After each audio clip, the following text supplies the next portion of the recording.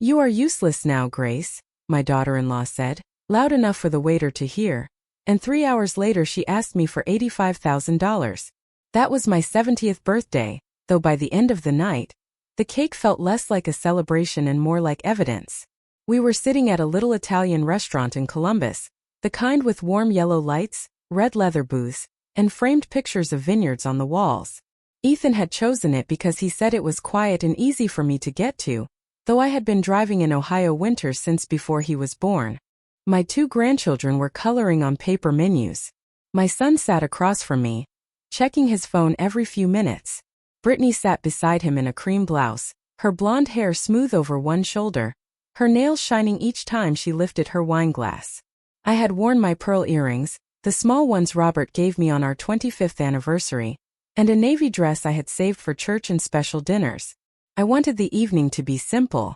I wanted to feel remembered. When the waiter came, he pointed to the little square code on the table and said the menu was online. I took out my phone and tried to open the camera, but my glasses had slipped to the bottom of my purse. My fingers were cold from the walk across the parking lot, and the screen kept dimming before I could get it right. "Take your time," the waiter said kindly. Before I could smile back, Brittany gave a small laugh. Not a warm laugh. A public one. The kind meant to make a room choose sides. "Honestly, Grace, you are useless with everything now," she said. "Even ordering dinner is too much for you." The crayon stopped moving. My grandson looked up at me with wide eyes. Ethan cleared his throat, but he did not correct her. He only gave the waiter an apologetic smile and said, "Mom knows Brittany jokes too much." Jokes. That was the word people used when cruelty had witnesses. I looked at my son, waiting for one sentence that would put me back in my place as his mother. Not above his wife. Not against her. Just not beneath her. He looked down at his phone. I placed my phone on the table, folded my hands over my napkin and said, "I will have the chicken parmesan, please." My voice did not shake. That seemed to disappoint Brittany more than tears would have. The rest of the dinner moved around me like a play I had already left. They sang happy birthday. The waiter brought tiramisu with one candle. My granddaughter leaned against my arm and whispered that my earrings were pretty. That was the only gift I believed that night. Brittany talked about a boutique she wanted to launch online. Something about curated home pieces and lifestyle branding. Ethan nodded whenever she looked at him. I listened, cutting small bites of dessert I no longer wanted, thinking about Robert and how he used to squeeze my hand under the table whenever someone spoke carelessly to me. He had been gone 4 years, but in that moment, his absence sat beside me like an empty chair no one else could see. When I got home, I placed the birthday flowers in a pitcher because Brittany had forgotten to bring a vase. I took off my pearl earrings and set them beside Robert's photograph on the kitchen counter. Then my phone buzzed. It was a text from Brittany. No apology. No embarrassment. Just one clean sentence followed by a number. "We need $85,000 by Friday, and since this affects the whole family, I know you will do the right thing." I stood in my quiet kitchen, still wearing my birthday dress, and read it twice. The woman who had called me useless before the salad arrived now needed me to save the life she had been pretending to afford. I did not reply. I opened the drawer where Robert used to keep his account ledgers, took out a yellow legal pad, and wrote the date at the top. Then I copied Brittany's message word for word. I had spent 70 years learning the value of silence. That night, I learned the value of keeping records. The next morning, I woke before the sun and found the yellow legal pad still on the kitchen table. Brittany's message copied beneath the date in my own careful handwriting. $85,000. The number sat there like a stranger who had let himself into my house and taken a chair. I made coffee in the old drip machine Robert refused to replace because, as he always said, a thing that still works deserves respect. Then I sat by the window and looked at the small backyard, the bird feeder, the narrow strip of garden where I used to grow tomatoes every summer. There was nothing glamorous about my life, and that had always been the point. Robert and I had not built security by showing people what we owned. We built it by knowing exactly what we owed, what we earned, what we saved, and what we could live without. For 32 years, I kept the books for Robert's small construction supply company on the east side of Columbus. I knew every invoice, every payroll check, every late account, every tax deadline. Every repair bill for the delivery truck that always seemed to need something in February. Robert was the one customers remember because he shook hands and told stories, but I was the one in the back office with a calculator, a sharpened pencil, and a stack of receipts sorted by month. When the 2008 recession came through and half the contractors stopped ordering, I cut expenses line by line and kept 3 employees on payroll when other companies were closing their doors. I stretched numbers the way some women stretched pie dough, quietly, evenly, without applause. Useless. I repeated the word in my mind and almost laughed. Brittany had said it because I needed help opening a restaurant menu on my phone. She had no idea how many times her life had been held together by the old woman she mocked over chicken parmesan. Ethan's college tuition had not fallen from the sky. Robert and I paid what scholarships did not cover, and I worked an extra bookkeeping contract for 2 summers so he could graduate without drowning in student loans. When his first car broke down outside Dayton, I was the one who wired him money before Robert even got home from work. When he and Brittany bought their first house in a suburb north of Columbus, they called it a blessing, but the down payment included $25,000 from us, given with no interest and no deadline because I believed helping your child start a stable life was different from spoiling him. After Robert passed, the requests became smaller but more frequent. $2,000 for a new water heater. $1,500 for dental work they said insurance did not fully cover. $500 here, $800 there, always described as temporary, always wrapped in family language. Brittany never asked directly at first. She let Ethan do that part. He would call with a tired voice and say, "Mom, I hate to ask," and I would stop him before the shame could fully land. I wanted him to feel safe coming to me. That was my mistake. Safety without gratitude becomes entitlement if the wrong person is standing close enough to benefit. Brittany learned the rhythm quickly. She posted pictures from weekend trips to Nashville, new patio furniture, holiday outfits for the children, and dinners where the plates looked more expensive than my weekly groceries. Then, a week later, Ethan would call about a shortfall. I told myself young families struggled. I told myself social media was not real life. I told myself Robert would want me to help. But Robert had also taught me that numbers tell the truth when people do not. I opened the lower cabinet and pulled out the gray metal box where I kept old records. Inside were bank statements, copies of checks, handwritten notes, and Christmas cards from the grandchildren tucked between tax forms. I spread everything across the kitchen table and began sorting. Not because I had decided what to do about Brittany's message. Not yet. I sorted because my hands needed work and my heart needed proof. By noon, the pattern was visible enough that I could no longer pretend it was kindness. In 4 years, I had given Ethan and Brittany more than $60,000 in checks, transfers, and so-called emergencies. Not once had Brittany thanked me in writing. Not once had she asked whether I had enough. She saw my quiet house, my old coffee machine, my sensible shoes, and my clipped coupons, and she mistook restraint for emptiness.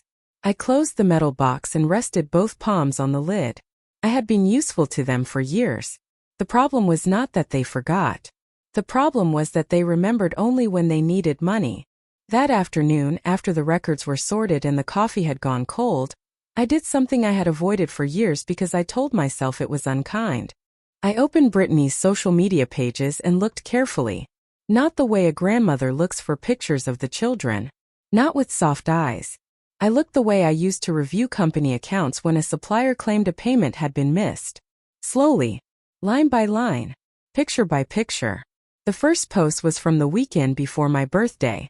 Brittany standing in front of a boutique hotel in Nashville, one hand on her hip, sunglasses pushed into her blonde hair, with a caption about manifesting the life you deserve. Ethan stood beside her in a linen shirt I had never seen before, smiling in the tired way he smiled when Brittany wanted a photograph more than he wanted to be photographed. 2 weeks before that, there was a brunch downtown with mimosas, polished marble tables, and a plate of French toast covered in berries and powdered sugar. Before that, a spa day. Before that, a new handbag she described as an investment piece. Before that, the white sport utility vehicle in their driveway with a red bow on the hood, even though Ethan had told me their old car only needed minor repairs. I sat at my kitchen table with my reading glasses low on my nose, scrolling through a life that looked too bright to be true. Blessed. Grateful. Building our dream. Those were her favorite words. But between the photographs, Ethan's messages to me told a different story. Mom, could you help with the electric bill this month? Mom, the kids need school supplies and things are tight. Mom, I will pay you back when my bonus comes through. The dates overlapped so neatly it made my stomach settle into something colder than sadness. On the same week, Brittany posted a photograph of new patio furniture. Ethan had borrowed $900 for a plumbing repair. 3 days after she shared a video from a boutique in Florida, he asked if I could help with groceries because their mortgage payment had cleared early. I had believed him. I had wanted to believe him. A mother can forgive a shortfall. She can understand a hard month. But a pattern is not a hard month. Pattern is a language, and I was finally learning to read it. I clicked on a video Brittany had posted from their kitchen. She was showing what she called a simple weeknight dinner, though the countertops were covered with imported olive oil, fresh flowers, and serving dishes too delicate for any family with 2 children and homework on the table. In the background, my granddaughter asked where Daddy was, and Brittany laughed toward the camera. Working as usual. Somebody has to keep this lifestyle going. I replayed that sentence twice. Not this family. This lifestyle. There it was, said plainly enough for anyone willing to hear it. Brittany was not poor. She was performing prosperity so loudly that the truth had nowhere quiet to sit. By evening, I had written another page in the legal pad. Nashville Hotel. Spa day. New handbag. Vehicle post. Patio furniture. Requests from Ethan on matching dates. I did not write those things to shame her for wanting nice things. I had owned nice things too, though most of mine had lasted 20 years because I knew the difference between comfort and display. I wrote them down because Brittany had called me useless while standing on a floor built by the sacrifices she kept asking me to make. At 7 o'clock, Ethan called. I let it ring 3 times before answering. His voice sounded strained. Mom, Brittany said she texted you about something important. I looked at Robert's photograph on the counter. She did. There was a pause. We are in a bind. I waited. Silence can be useful when people are trying to sell you urgency. Ethan cleared his throat. It is complicated.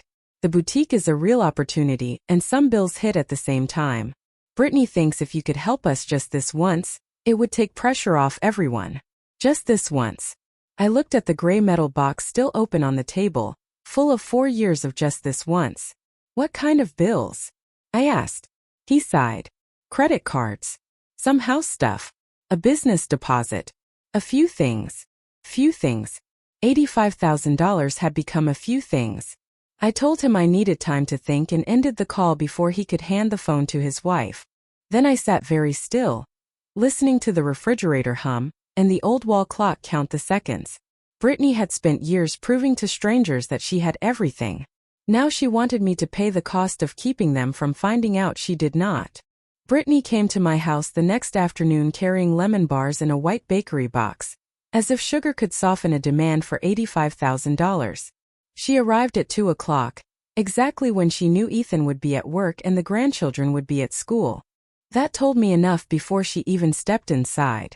People who bring honest requests do not usually choose hours when no one else can hear them. I opened the door and saw her standing on my porch in a beige coat, oversized sunglasses pushed into her hair, her smile bright and practiced. Grace, she said, leaning in as though we had not sat across from each other at my birthday dinner while her insult cooled on the table between us. I thought we could talk like women. I let her in because I wanted to hear how far she would go when she believed I was alone. My house was small compared to hers, a 1-story brick ranch with clean gutters, old maple cabinets, and the same floral curtains Robert hung for me one spring because I said the kitchen needed more yellow. Brittany looked around the living room the way she always did, not with affection but with appraisal. Her eyes moved from the old piano to the framed photographs to the bookcase Robert had built. I could almost hear her deciding what was outdated, what was worth selling, what proved I did not understand modern life. I made tea. She did not drink it. She placed a folder on my kitchen table beside the bakery box and folded her hands on top of it. I know the text probably sounded abrupt, she began, but we are in a time-sensitive situation, and I need you to understand this is about family stability. I looked at the folder. Family stability costs $85,000 now? Her smile flickered. It is not just one thing. There are credit cards, a few house payments we need to get ahead of, some business startup costs, and a private school deposit for next year. The boutique is going to change everything once it launches. But to get there, we need support. Support. Another soft word placed over a hard expectation. She opened the folder and turned the first page toward me. There were columns, totals, highlighted lines, and a section titled Grace Contribution. Not loan. Not request. Contribution. My name was already printed beside numbers I had never agreed to pay. You made a spreadsheet, I said. Of course, she replied, pleased with herself. I wanted this to feel organized for you. I read down the page. $26,000 for credit cards. $19,000 for mortgage catch-up and fees. $12,000 for vehicle payments. $15,000 for boutique inventory. $8,000 for branding and website work. $5,000 for miscellaneous household needs. It was not a crisis. It was a lifestyle with receipts. Where is Ethan in this plan? I asked. Brittany's jaw tightened, though her tone stayed sweet. Ethan trusts me to handle the financial vision for our family. I looked at her over the rim of my glasses. Does he know you are asking me to cover vehicle payments and branding expenses? He knows we need help. That was not an answer.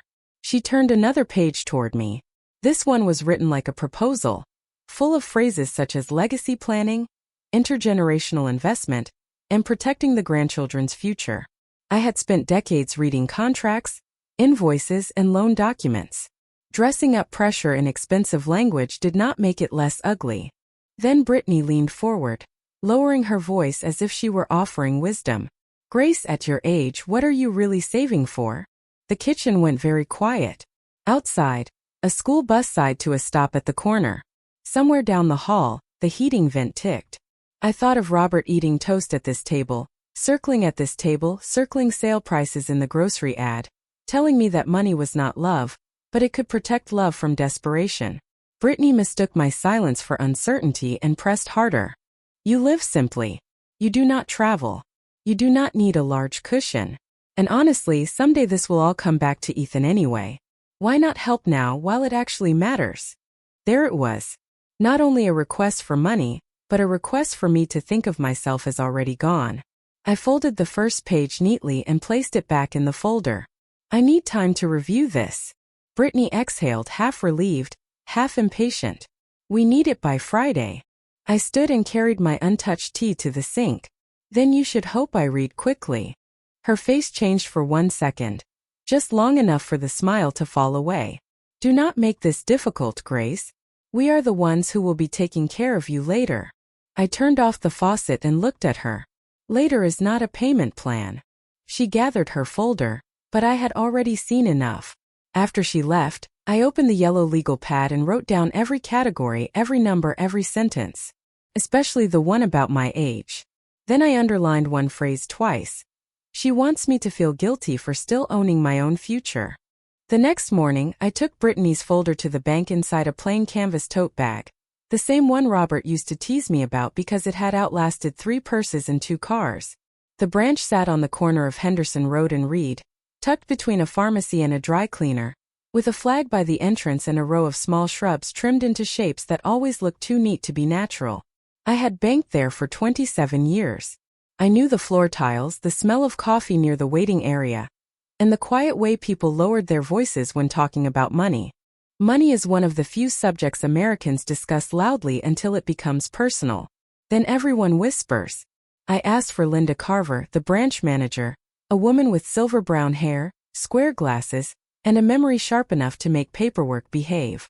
She had handled Robert's business deposits years ago, and still called me Mrs. Whitman even though I had told her Grace was fine. When she came out of her office, she smiled warmly, but the smile faded when she saw my face.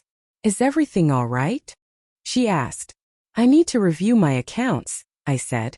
And I need to know whether anyone has asked questions about them. Linda did not make me explain in the lobby. She led me into her office, closed the glass door, and offered me water. I placed Brittany's folder on my lap but did not open it yet. First, I asked about my checking account, savings account, certificates of deposit, and the trust distributions Robert had arranged before he passed.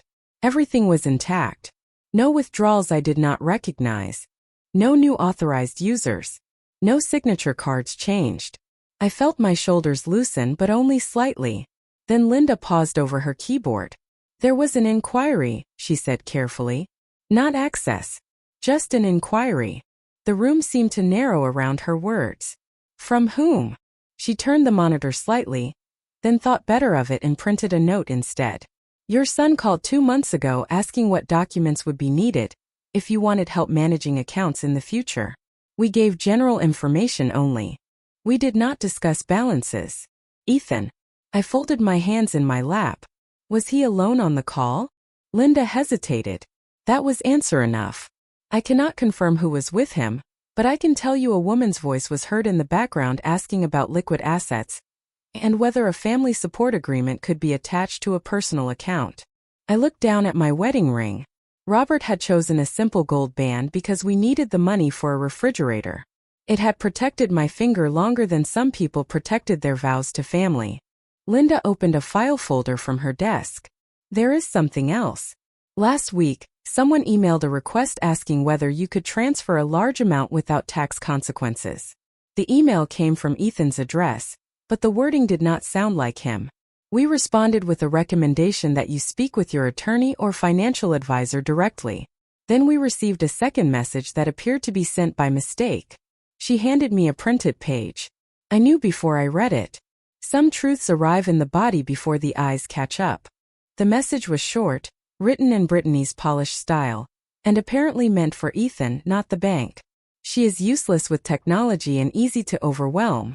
We just need her to agree before she talks to anyone. I read it once. Then I placed the paper flat on Linda's desk and smoothed one corner with my fingertip. I did not cry. Crying would have given the sentence too much power. Linda's face tightened with professional restraint. Mrs. Whitman, I strongly recommend adding additional verification to your accounts today. Yes, I said. My voice sounded clear, almost distant. We added a verbal password, transaction alerts, written authorization requirements, and a note that no third party, including family, could discuss my accounts without my direct approval in person. Linda also made certified copies of the email and the inquiry record. As she slid them into a folder, she said softly, I am sorry. I looked at the papers, then at the tote bag on my lap. So am I. But sorry was already becoming something else inside me. Not anger exactly. Anger burns too fast. This was colder, steadier, more useful. By the time I walked back to my car, the March wind had picked up, pushing dry leaves across the parking lot in small, restless circles. I sat behind the wheel and placed the bank folder beside Brittany's proposal.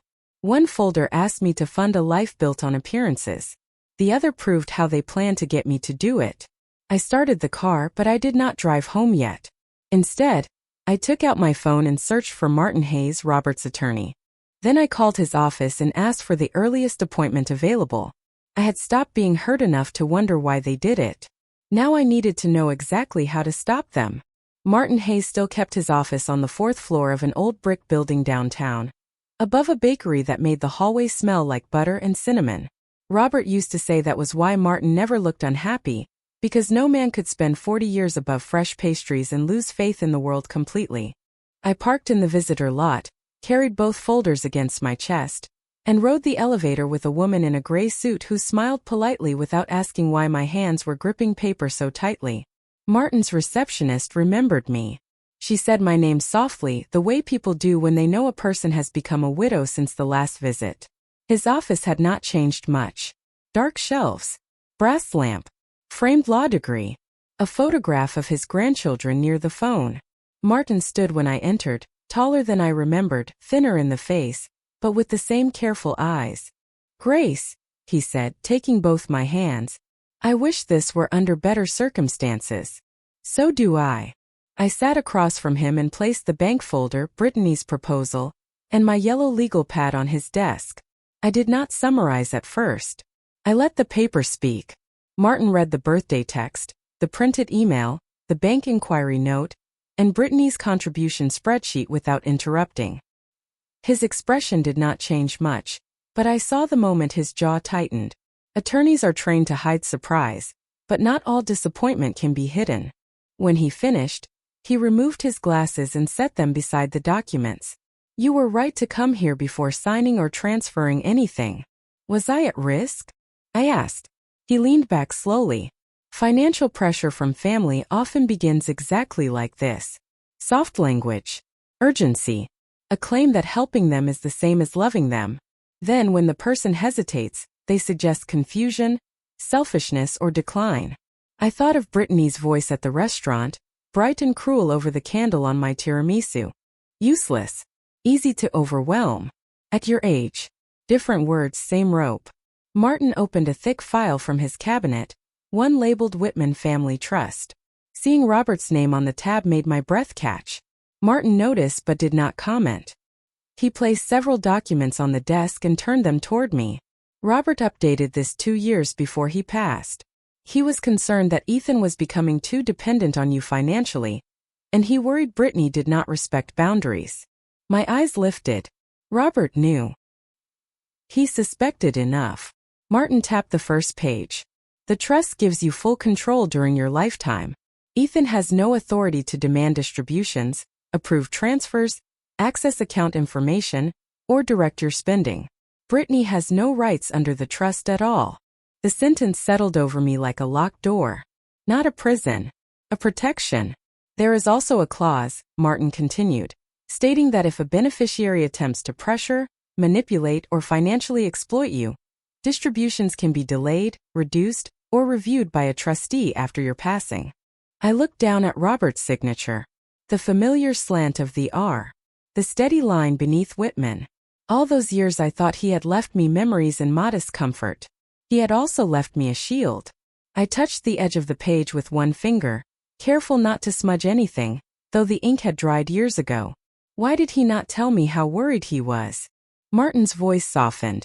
Because Robert loved peace and he loved you more.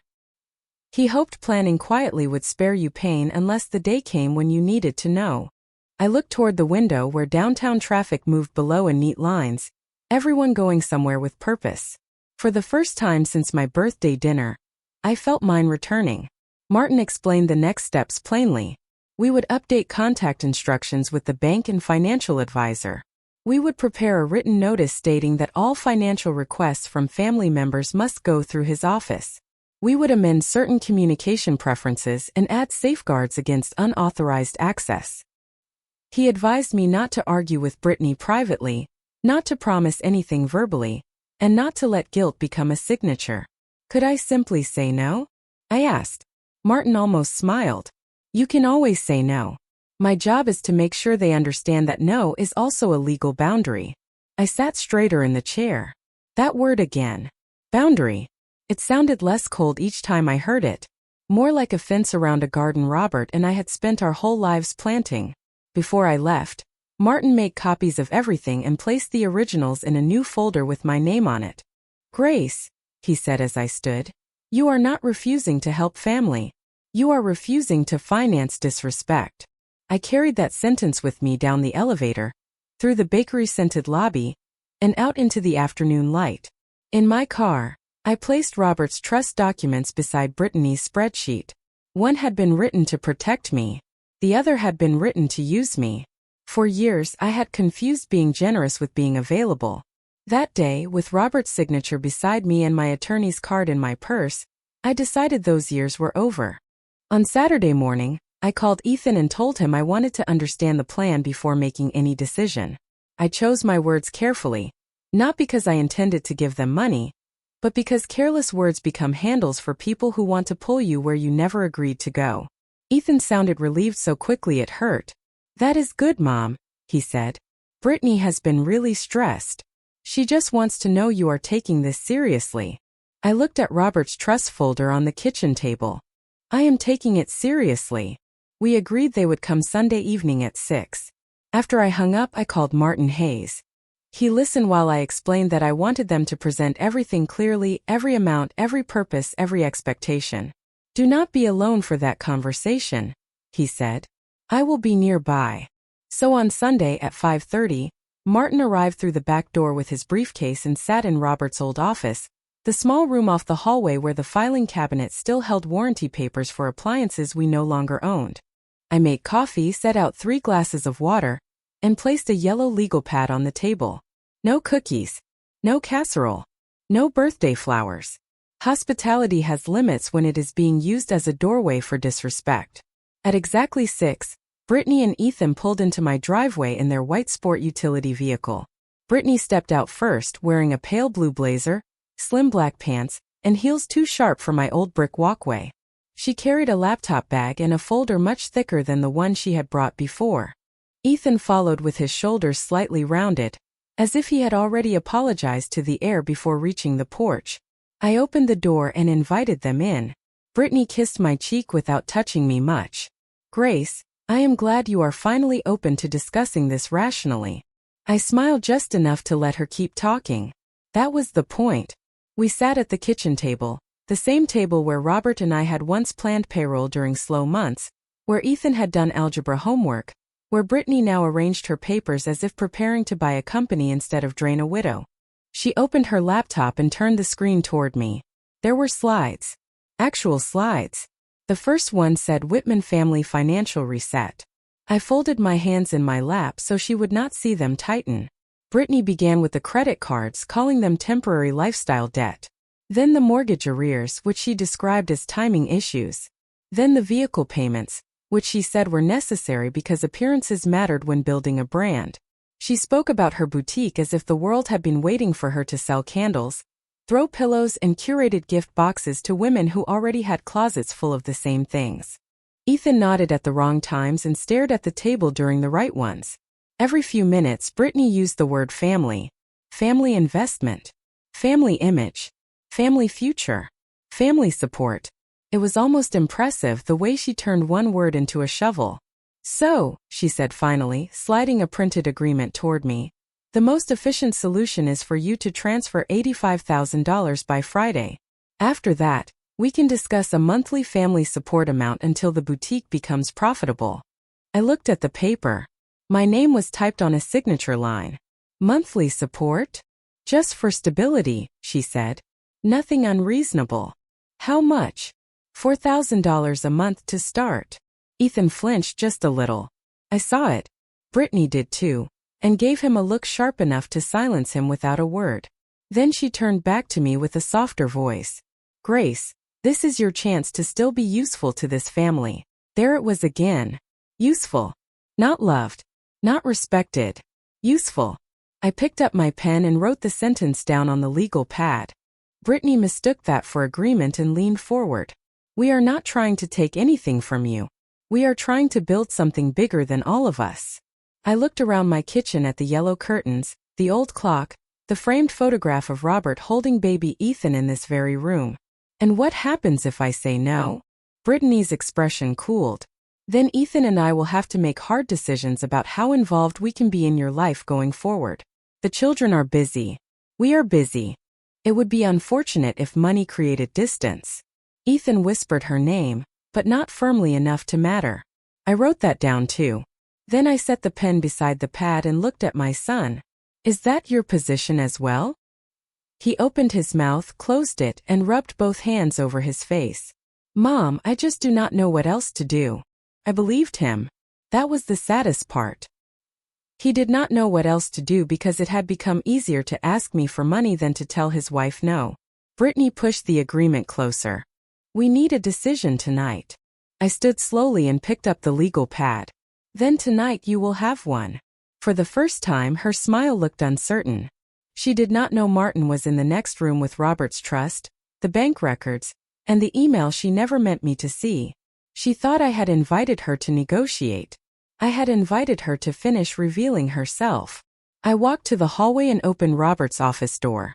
Martin stepped out with his briefcase in one hand, and the calm expression of a man who had spent his career watching people discover that paper can be stronger than pressure. Brittany stared at him first, then at me, then at Ethan. Her face did not collapse. It tightened, as if every muscle had been ordered to hold its position. "What is this?" she asked. Martin placed his briefcase on the kitchen table beside her laptop. "This is a legal conversation now." Ethan pushed back his chair. "Mr. Hayes." His voice cracked on the name. Martin nodded once. "Ethan." Brittany recovered quickly, or tried to. She gave a small laugh and closed her laptop halfway. Grace, this is unnecessary. We came here as family. I looked at the papers spread across my table. No. You came here with a signature line. Martin opened the first folder and placed Robert's trust documents in front of me, not in front of Brittany. That mattered. It told the room who had authority before a word was spoken. Mrs. Whitman has full control of her accounts and the Whitman family trust during her lifetime, he said. There is no obligation for her to provide funds for adult children, spouses of adult children, business ventures, consumer debt, vehicle payments, branding expenses, or lifestyle maintenance. The last phrase landed exactly where it needed to. Brittany's eyes flashed. Lifestyle maintenance? That is insulting. So was calling my client easy to overwhelm, Martin said. Then he placed the printed email on the table. Ethan reached for it before Brittany could stop him. I watched him read the sentence once, then again, his eyes moving more slowly the second time as if he hoped the words would rearrange themselves into something less ugly. She is useless with technology and easy to overwhelm. We just need her to agree before she talks to anyone. The kitchen became completely still. Even Brittany seemed to understand that crying too soon would look rehearsed. Ethan looked at his wife. You wrote this. Brittany's mouth opened, but Martin placed another paper beside the email. There was also an inquiry to the bank regarding large transfers, liquid assets, and a family support agreement. Mrs. Whitman has added verification protections to all accounts. No third party will have access or discussion rights without her in-person written authorization. Brittany's polished voice sharpened. We were trying to prevent chaos. Ethan is drowning. The children have needs. Grace has more than enough sitting there doing nothing. I looked at her then, really looked. Not as my son's wife. Not as the mother of my grandchildren. As a woman who had mistaken my restraint for permission. My money is not sitting there doing nothing, I said. It is paying my property taxes, my insurance, my medical bills, my groceries, my future care. And the piece your lifestyle keeps trying to interrupt. Ethan lowered himself back into the chair. His face had gone gray. Brittany, you said Mom offered. I said she would help if she understood, Brittany snapped, then caught herself and softened her tone. Grace, please. This is embarrassing for everyone. I was frustrated. I used the wrong words. But you know I care about this family. I opened my yellow legal pad and turned it toward her. There were her numbers, her categories, her statements, all written in my hand. You asked for $85,000 by Friday. Then $4,000 a month. You said my age made my savings unnecessary. You suggested access to my grandchildren could depend on whether I paid. Those are not wrong words. Those are clear intentions. Ethan put both hands over his mouth. For the first time, I saw shame reach him without having to pass through Brittany first. Martin removed one final document from his folder. Mrs. Whitman has instructed my office to handle all future financial requests from either of you. She will not discuss loans, gifts, transfers, trust matters, or estate expectations privately. Any attempt to pressure her may affect future trust review. Brittany stood so quickly her chair scraped the floor. So that is it? You are choosing paperwork over your family. I thought of Robert above the bakery years ago, signing documents because he loved me enough to imagine a day I did not want to imagine. I thought of every check I wrote, every emergency I softened, every insult I swallowed for the sake of keeping Sunday dinners peaceful. No, I said. I am choosing respect before access. Brittany's eyes filled then, but the tears arrived too late to change the room. Ethan did not reach for her hand. Martin closed the trust folder. I gathered Brittany's and signed agreement and slid it back across the table. You came here asking me to fund a life you could not afford, I said quietly. But I was never your solution. I was your cover. For once she had nothing ready. No polished phrase. No family speech. No soft word wrapped around a demand. Only silence and the sound of Robert's old kitchen clock counting the seconds she could no longer control. Brittany left my kitchen with her laptop bag pressed against her side and her unsigned agreement still lying on the table. She did not slam the door. That would have been too honest. Instead, she walked out with her chin lifted, tears shining just enough to be seen, as if the driveway were a stage and the neighbors might be watching from behind their curtains. Ethan remained seated after she stepped onto the porch. His hands rested on the table near the printed email, but he did not touch it again. For a long time he stared at the sentence his wife had written about me. The one that turned 70 years of living into a weakness she thought she could use. Martin quietly gathered the trust documents and placed them back in his folder. He did not rush us. Good attorneys know that after the law finishes speaking, families still have to sit with what the truth has done. Finally, Ethan looked up. His eyes were red, but I did not let that soften everything inside me. A mother can love a son and still refuse to clean up the damage his silence allowed. "Mom," he said, "I am sorry." I waited because sorry is only the beginning of a sentence if a person means it. He swallowed. "I should have stopped this. I should have defended you at the restaurant. I should have asked questions before letting Brittany put your name into our problems." I looked at him and saw both people at once. The boy who used to fall asleep on Robert's shoulder during baseball games, and the grown man who had let his wife call me useless while my birthday candle burned between us. "You should have," I said. He nodded, and the plainness of it seemed to hurt him more than anger would have. Brittany's car started outside, then pulled away too fast for a quiet neighborhood. Ethan flinched at the sound but did not follow. That was new. Small but new. Martin stood and told Ethan that any future financial discussion must go through his office. Ethan agreed without arguing. After Martin left, the house felt strangely larger, as if all the pressure Brittany had carried into it had taken up more space than furniture. Ethan helped me clear the water glasses, then stopped by the sink with one in his hand. "Can I still bring the kids next weekend?" he asked. There it was, the question beneath all the money. Access. Family. What remains after the account closes? I dried my hands on a dish towel and chose my words with care. The children are welcome when the visit is about love, not leverage. You are welcome when you come as my son, not as someone sent to change my mind. He looked down. I understand. I was not sure he did. Not fully. But understanding can begin with being told no and surviving it. The next morning, I drove to Martin's office and signed the updated instructions. No private loans. No verbal financial promises. No transfers without written review. No family support agreements. No one would use my age, my grief, or my love for my grandchildren as a shortcut into accounts Robert and I had built one careful year at a time. At the bank, Linda Carver added the final protections and handed me a printed confirmation. "You are all set, Mrs. Whitman," she said. I folded the paper into my purse with the same calm I used to fold church bulletins. On the way home, I passed the Italian restaurant where Brittany had called me useless. The windows reflected the afternoon sun, bright enough to hide the tables inside. I did not stop. I did not need to revisit the room where I had been humiliated to know I had left something there. Not my dignity, only the old habit of accepting disrespect to keep the peace. That evening, I sat at my kitchen table with Robert's old account ledger open in front of me. His handwriting filled the margins, small notes about invoices, repairs, grocery totals, and once, beside a month when business had been slow, the words "We will be fine, Grace." I made a cup of tea and placed a clean sheet of paper beside the ledger. At the top I wrote, "No more loans without respect." Then I crossed out loans and wrote, "No more access without respect." That felt closer to the truth. Brittany had called me useless because she believed usefulness meant availability. Ethan had believed love meant rescue. I had believed for too long that being needed was proof of being valued. But need can be selfish. Need can be loud. Need can arrive with a spreadsheet and leave with your peace if you let it.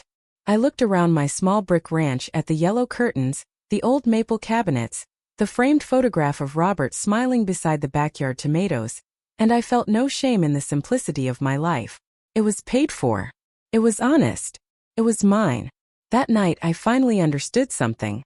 I was never useless. I was just useful to the wrong people for too long.